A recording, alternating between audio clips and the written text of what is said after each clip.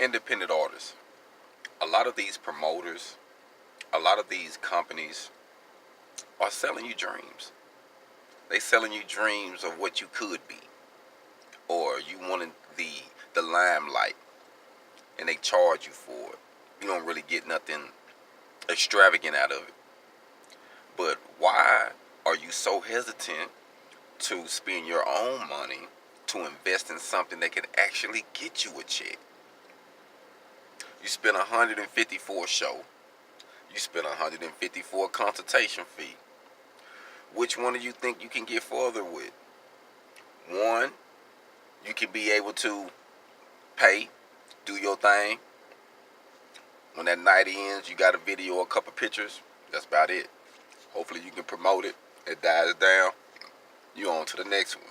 Or you pay 150 for a consultation fee. You learn something. You learn how to start a business. You learn how to take what little money you get to make it multiply, so that way you ain't got to be working yourself so hard. Invest in yourself and realize that all this is a game. Are you going to play it, or are you going to be played by it? Hold on.